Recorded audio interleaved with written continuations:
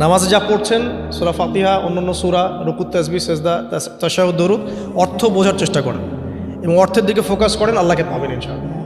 সিজদায় রুকুতে যখন যাচ্ছেন আপনি চিন্তা করেন যে আপনি মহাবিশ্বের মহা শক্তিধর আল্লাহ রাব্বুল আলামিনের সামনে মাথা নত করেছেন।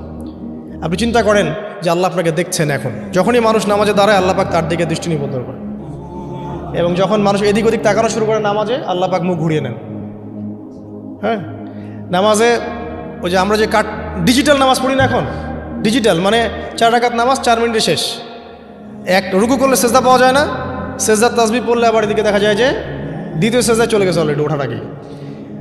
অনেক ক্ষেত্রে ইমাম সাহেবরাও খুব দ্রুত নামাজ পড়ান, অনেক দ্রুত পড়ান। এত দ্রুত নামাজ পড়াবেন কেন?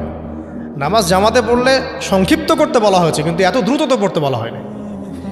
এখনও দেখবেন মক্কা মদিনায় গিয়ে নামাজ দেখবেন, মাশাআল্লাহ, নামাজটা তাদের মাশাআল্লাহ এটার প্রশংসা না করলে হকাদা হবে না। নামাজটা অসাধারণ, ধীর স্থিরভাবে ফজরের নামাজ 20 মিনিট, 15 মিনিট, 20 মিনিট পড়াচ্ছে নামাজ, রিল্যাক্স।